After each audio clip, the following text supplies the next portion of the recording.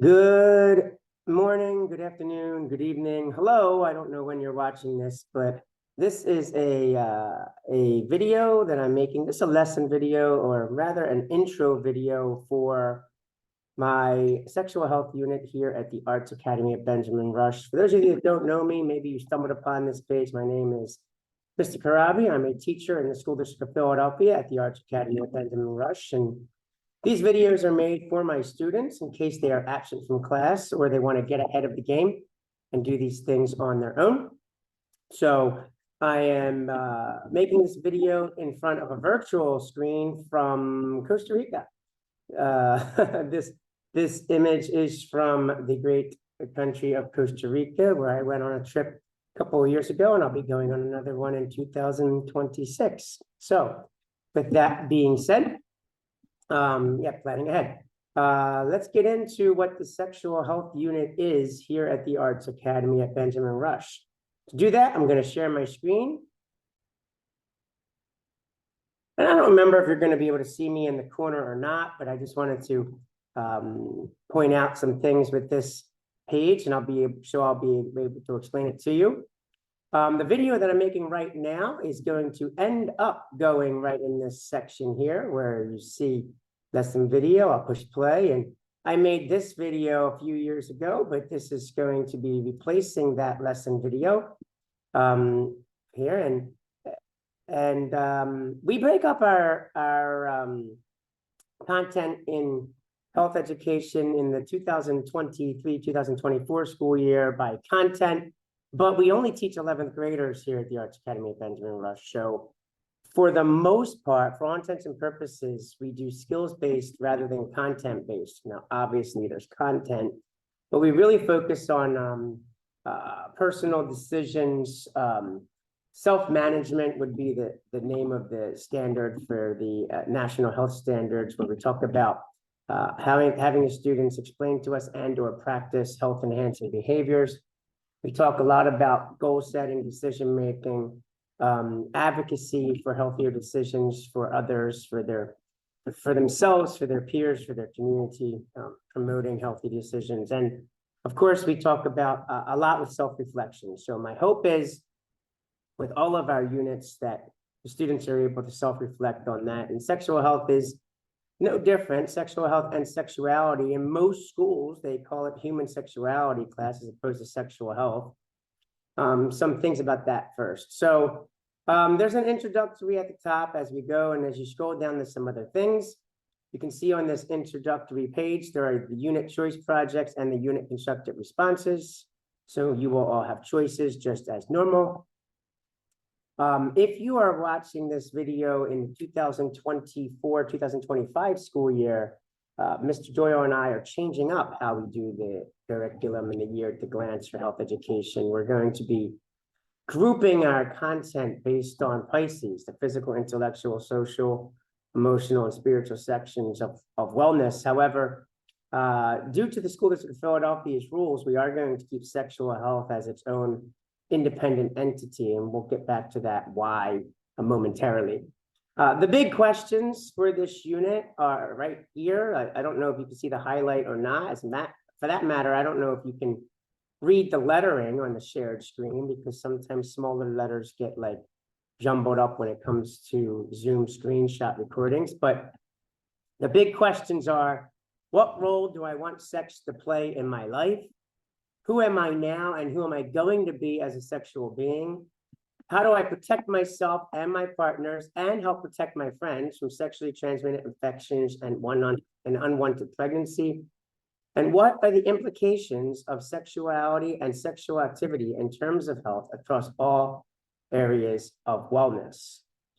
So those are some really big questions. And of course, we'll talk about sexual decision-making in terms of when you're going to be ready to be sexually active. Should you be ready to be sexually active? At what age? And what does the law say? And what are the rules for consent? We will talk about all of those things, but we are going to be talking a lot about, like, who are you in terms of your identity as this? just for a point of fact for not only my students, but also if there's any parents watching this video, here at the Arts Academy of Benjamin Rush in the Schools of Philadelphia, we're not promoting the students to have sex. Sometimes it's interpreted that way, but that's absolutely not the case. We are promoting the students to identify themselves and who they are as a sexual being, as you can see in that second question. But we're also promoting abstinence first, and if they're not choosing abstinence, then safe and safer precautions when choosing a partner. I always bring the example of parents are not going to be there when your child decides to be sexually active, but we have a responsibility to teach our children how to be safe if they're going to be sexually active. It doesn't mean that we're condoning them. And so I'm not their parent, but the content and the presentation, the way that I present it is similar to that. I'm not condoning the students going and having sex or being sexually active, but I'm giving them the tools to make the right decisions if they're going to be. And if they're not going to be, then they might be the only ones that their friends or peers go to. So as you scroll down on the unit cover page, I said we already have the unit assignments and the unit constructed responses. We also have some expand text arrows. This particular web page is just about ready to be remodeled, so they won't be in the same exact order, but they're all still here. There is a expand text arrow. There's a sex everywhere. And when you open that up, it really just explains, without going word for word what this says, because people can read.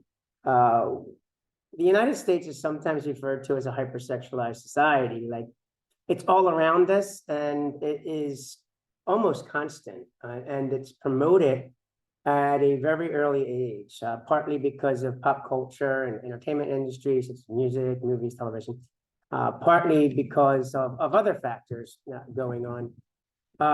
But when you add the sexualized nature of how society works, and this has been ongoing since, probably the 70s or 80s, a little bit more each generation, each decade.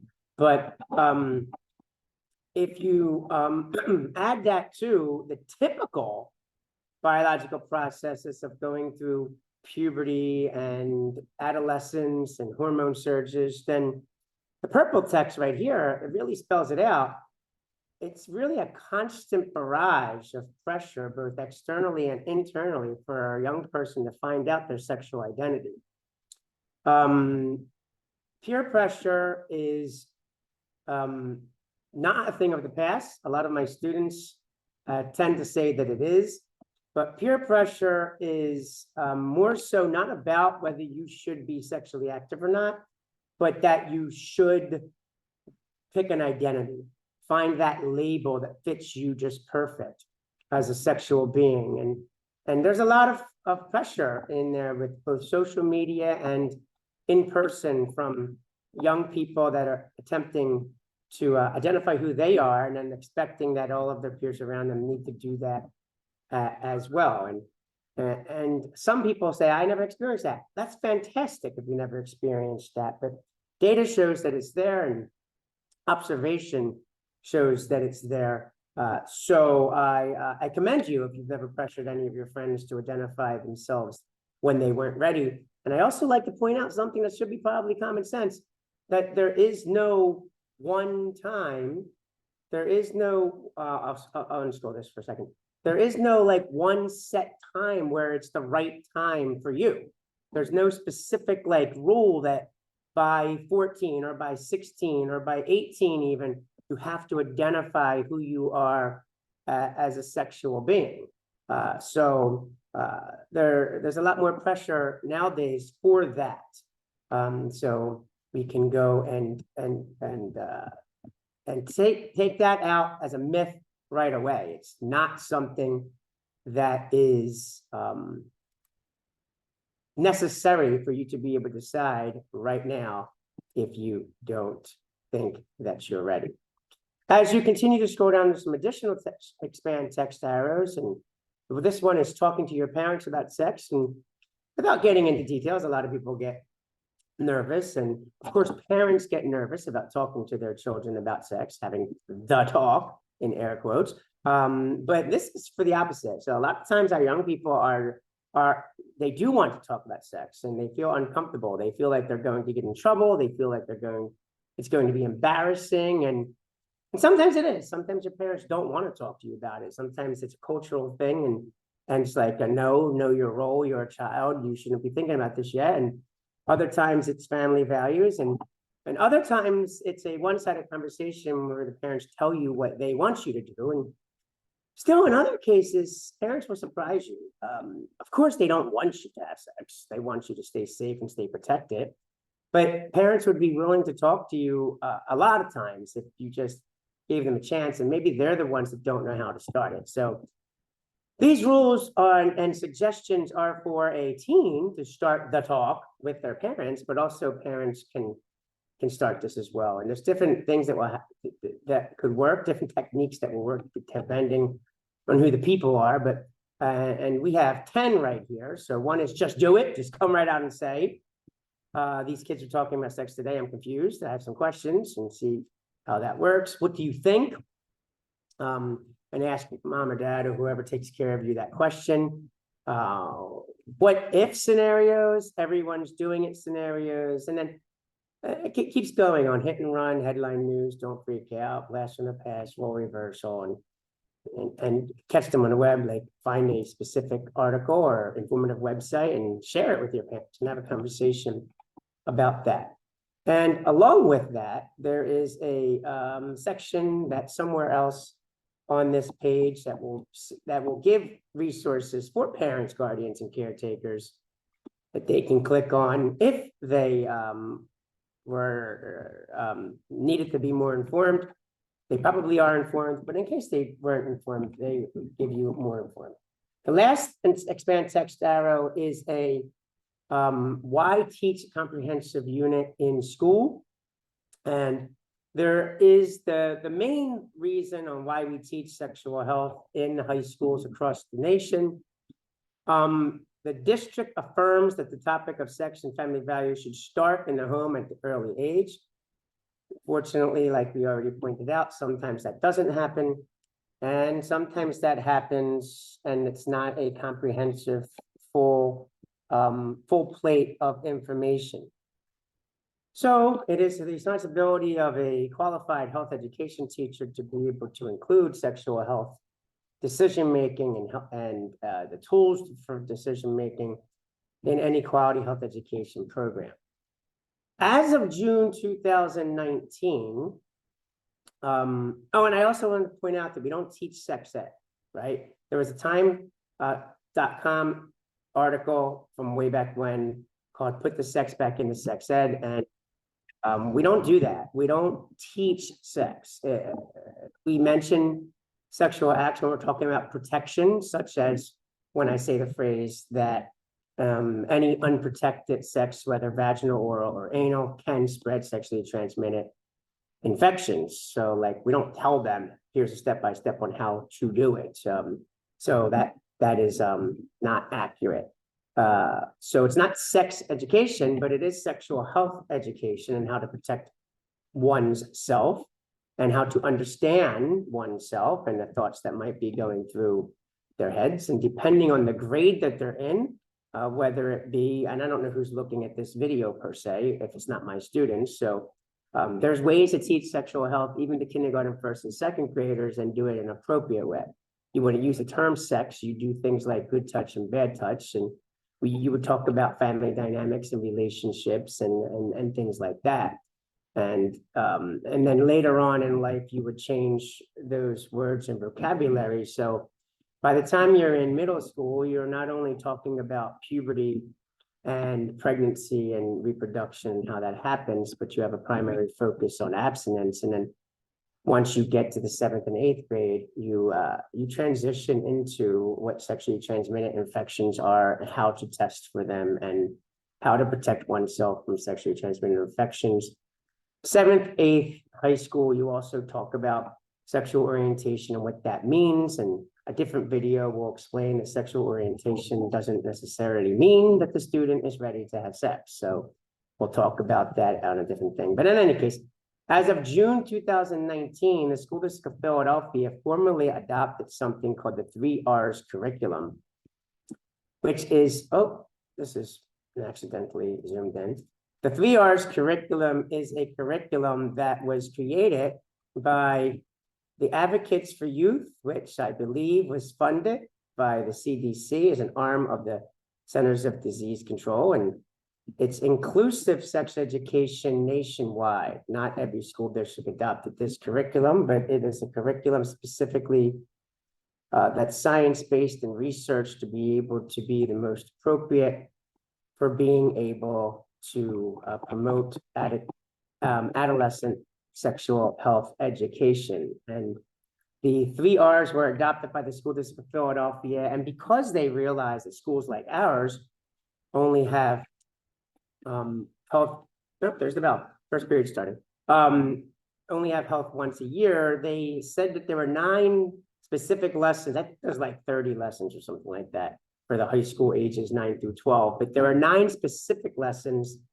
that need to be taught, and they're at different grade levels. So sexual orientation, behavior, and identity, understanding gender, my life, my decisions, which obviously is about decision making, rights, respect, and responsibility, STD smarts, which we actually more or less skip in the 11th grade here because of how the state requires skills-based as opposed to content-based. We do allow the students to research STDs as one of their assignments on their own, but we do a very generic STD smarts so that they understand commonalities and causes and protection. Anyway, know your options, creating condom confidence.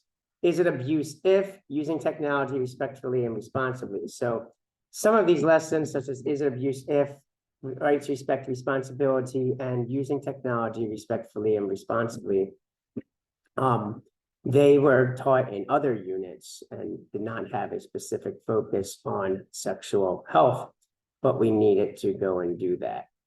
There's also something we need to point out, that's a grant afforded to them in the School District of Philadelphia, provided an organization to create an office called the Promoting Adolescent Student Health. The PASH office is a 5-year grant, which also provides resources and supports sexual health education to our students. They promote specifically HIV and AIDS prevention, safer sex, LGBTQ plus support, healthy relationships, parent-child communication, peer mediation, among other things. And they also speak to both students, staff, and parents and guardians. So those are the 2 driving forces behind our curriculum and what it looks like and where it comes from. And this page, again, will look different. And the only other thing on this page that I want to point out is this section. Here are all of the unit topic pages. We don't get into all of these units in the 11th grade here in health education, but these are all of the topic pages that students can look at on their own if they go and they need more specific information about things. And there's also the confidential question about sexual health topics. We know what that means. If you were ever in a health education class, it used to be that shoebox, that shoebox in the room, and you could put a confidential question. At some point, your teacher put out and then ask these questions. And sometimes there's silly questions in there that are someone's trying to make a joke, but most of the time, it is a serious question that somebody was scared to ask. And so the confidential question now has been modernized to be a Google form, but one way or the other, it is still there. So this was an introduction to the entire unit. We hope that you understand what it's going to entail. I know I didn't go through the specific topics we're going to cover necessarily, but hopefully you can be able to navigate the webpage and be able to get to the topic pages that you need when it is time. Thank you, and I'll see you in class.